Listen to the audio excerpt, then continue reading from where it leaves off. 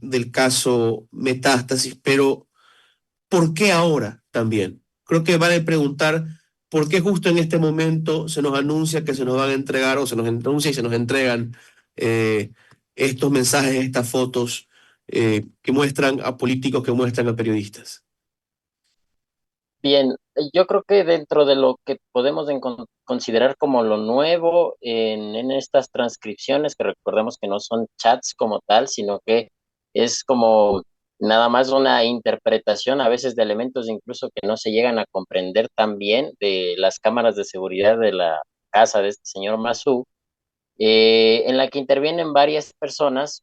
Algunos se desconoce sus identidades, de otros se puede identificar con mucha precisión, y dentro de lo nuevo, por ejemplo, y de lo más escandaloso que se encontró fue que el ex general Víctor Arauz de la policía, él supuestamente, según contaba, iba a ser el candidato de la Revolución Ciudadana, y esto a cambio de que arrestara o detuviera, metiera en prisión a María Paula Romo, a Juan Sebastián Roldán, a Lenín Moreno, a Andrés Michelena, para que después del presidente, con la aparente influencia que tiene sobre los grupos de delincuencia organizada, según se sugiere en esas transcripciones, organizar un amotinamiento en la cárcel para, bueno, pues acabar con sus vidas. Eso me parece grave, pero me parece que la revelación de ese paquete nuevo de información viene acompañado también de este escándalo, de este alboroto que hubo en la Asamblea Nacional cuando la fiscal, precisamente compareciendo para dar detalles sobre este caso encuentro, fue se intentó emboscarla con la presencia del prófugo Ronnie Aliaga para intentar pues menoscabar su reputación, como ya lo han tratado de hacer durante los últimos meses, desde que ella está pues destapando todas estas tramas de delincuencia organizada. Ahora, eh, usted ha mencionado algo que sale luego de algunos meses, o por lo menos en lo que más conmociona, pero en sus momentos tal vez los chats ya se habían adelantado, por lo menos lo que mostró la fiscalía, ya había adelantado un poco el mismo medio digital, la posta, ciertas revelaciones de lo que ocurría en el periodo, lo que por lo menos eran conversaciones que se habían establecido en el periodo de Guillermo Lazo. ¿Qué tanto podría haberse afectado? También aquí es importante ver la participación en las investigaciones periodísticas, qué tanto aportaron y qué tanto también pudieron un poco entorpecer el proceso. Bueno, en el caso del señor Boscán y de la Posta, yo creo que ellos en realidad trataron de menoscabar el debido proceso, de tratar de entorpecerlo, como tú bien apuntas, porque además de que la información que ellos estaban revelando eran en muchas ocasiones datos sacados totalmente de contexto, ahora vemos que incluso el señor Boscán precisamente es uno de los protagonistas también en este caso, porque él frecuentaba la casa del señor Dijeron Masú. más. Supuestamente él era una fuente, Incluso según se ha habla de dicho, un porque financiamiento para una vivienda. efectivamente se habla de un financiamiento para una vivienda, pero lo Que más para este grave que me señor no creo parece que sea financiamiento, sino la compra total. exactamente, lo que me parece más grave en realidad es que al señor Boscán no solamente se le compraba el pautaje, sino también una vivienda, y además, según las mismas transcripciones, una de estas personas que, insisto, no se conoce muy bien a ciencia cierta quién es, dice que él tiene un acuerdo con el señor Boscán y que él le dice qué decir y qué no decir. Estamos diciendo que la posta, según lo que dice esta persona en estas transcripciones, tenía una agenda marcada por los protagonistas de este caso, ¿no? Y es un caso en el que, como digo, se menciona así al gobierno y a las autoridades de entonces, pero se da a entender que realmente el presidente Nelson no se enteraba de nada de esto y que únicamente lo que estaban haciendo toda esta red de delincuencia organizada era tomarse su nombre y eso sí, pues organizar ataques sistemáticos en contra de su reputación a través del medio digital Aposta, justamente. Ahora, este último informe en el cual se ha revelado justamente las aparentes intenciones del expresidente Rafael Correa de un poco también mejorar su imagen, porque también era parte de eso, un plan eh, un poco, un poco bastante maquiavélico, si fuese verdad este tema, ya tendría que la fiscalía determinarlo. ¿Habría más informes, más revelaciones o con esto hemos llegado al final del caso Encuentro? Yo creo que nosotros tenemos que esperar a la audiencia. Seguramente en la audiencia preparatoria de juicio la fiscal expondrá con mayor detalle, ya con nombres y apellidos, a todos los interlocutores en estas transcripciones. Veremos con mayor profundidad la participación de cada uno de ellos, de los que están siendo procesados y también de los que son mencionados. No solamente se habla del señor Boscán, no solamente se habla del expresidente prófugo Rafael Correa, sino también se habla de personajes execrables como el señor Ronnie Aliaga también, se menciona también a Javier Jordán, al mismo fallecido Rubén Cherres, ¿no es cierto? O sea, aquí se habla un poco de todo y no se sabe bien quiénes son los que intervienen, pero lo que sí existe, de lo que no existe ninguna duda, es que el fondo del asunto o el eje temático de estas conversaciones era reparto de cargos públicos, pago Exactamente. de, pago de favores, compra de conciencias, eh, en definitiva se estaban feriando el Estado. Eso es Y, lo que queda y, clarísimo. y ahí quería ir, porque si bien como periodistas buscamos también visibilizar, por ejemplo, este tipo de casos, y más allá, pues que sea la fiscalía, que sea la justicia quien realmente persiga a los delitos como tal, a mí me da una breve sensación, porque también he leído los chats en más de una vez, que queda en intenciones que tal vez se llegó a tramar.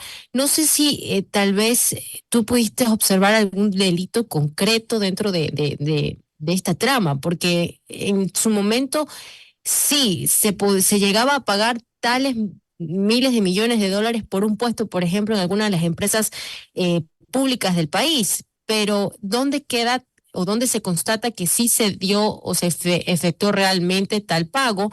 ¿O cómo se llegó también, si se efectuó, se llegó a hacer esta venta de puestos o esta compra de puestos? Eso a mí me queda un poco en el aire.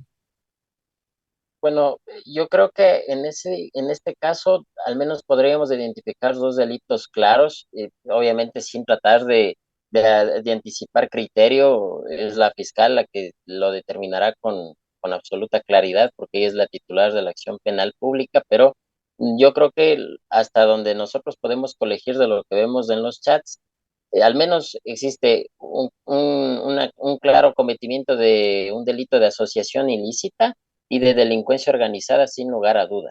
Entonces, yo creería que ya Sin sería lugar a trabajo dudas, hasta que se incluso presenten las pruebas contrarias, ¿no? exactamente hasta O sea, que no, ellos no, presenten sus pero lo que me descargos. refiero es, más bien, eh, estamos hablando de gente que tiene todavía la presunción de inocencia intacta. Ujú. Sí, Entonces, claro que sí. la pregunta es, ¿no es un poco grave, y aquí hay personajes execrables, como usted mismo ha dicho, pero no es un poco grave que también parte del país inmediatamente sentencia, que la opinión pública sentencia cuando esto es un proceso que todavía no llega ni siquiera al tribunal?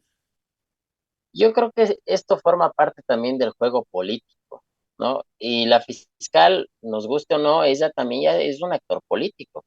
Hay muchos movimientos interesados pues en que ella incluso sea partícipe de una candidatura presidencial eh, como una nueva figura que revitalice algunos movimientos que ciertamente están incluso en riesgo de desaparecer.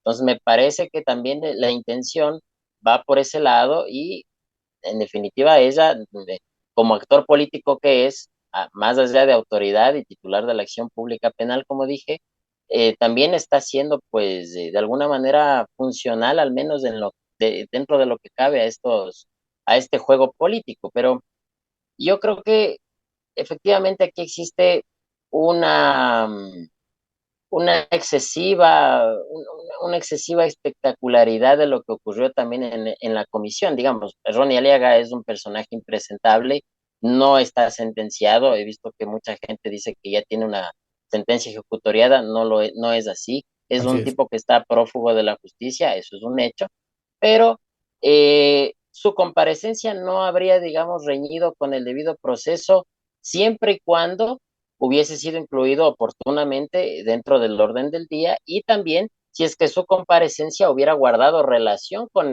precisamente con los puntos a tratarse en esa sesión.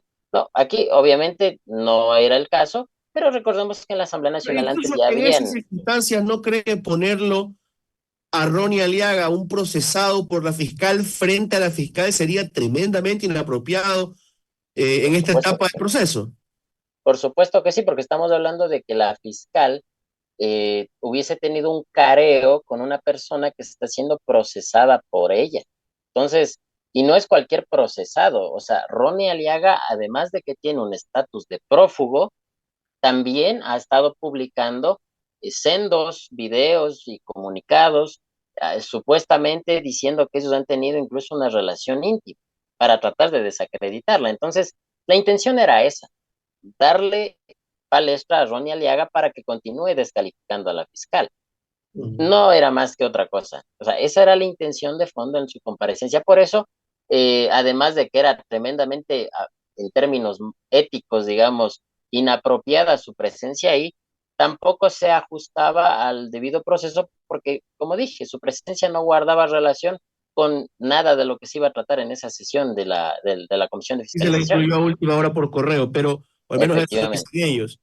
Una última pregunta para usted, tomando en cuenta que estamos de acuerdo, aquí hay Ujú. algo eminentemente político, un proceso judicial. El lunes la fiscal general, y leo lo que informaba el Universo sobre el tema, decidió subir al sitio web oficial de la fiscalía toda la información del caso Encuentro. Salazar manifestó que la reserva de estos audios se rompió y que no existe ningún factor sorpresa.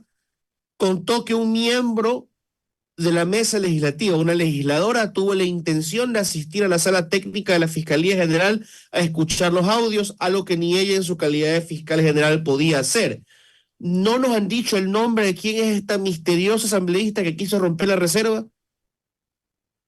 ¿Por No se qué? sabe todavía la identidad, no se sabe la identidad de esta persona, pero yo creo que efectivamente aprovechándose de las circunstancias también, porque este ha sido un proceso que, como apuntábamos antes, ha estado marcado por muchas eh, inconsistencias en su avance, ¿no? Hubo un manoseo inadecuado por parte del medio digital La Posta de esta información. Ellos fueron los que precisamente rompieron la reserva en un inicio y ahora por eso también la fiscal eh, pues no tiene, digamos, ningún impedimento dentro de lo que cabe para hacer pública esta información antes incluso de la audiencia preparatoria de juicio. Pero yo creo que esas es precisamente las condiciones que configuraron este escenario ideal para que ella pudiera aprovechar esta información y pusiera a conocimiento y a juicio de la opinión pública eh, quiénes son los que participan, qué es lo que dicen, qué es lo que se está negociando y incluso eh, con quienes están en permanente comunicación, como en este caso, insisto, es uno de ellos, del señor Boscán, que frecuentaba bastante la casa del señor Masú. Ajá. Muchas gracias, estimado Álvaro. Ya son las 9:29 y nos toca irnos pronto nosotros mismos. Te agradecemos por habernos acompañado en la mañana en RTP. Les agradezco a ustedes, Astrid, César Febres Cordero, muy amables. Gracias, muy amable.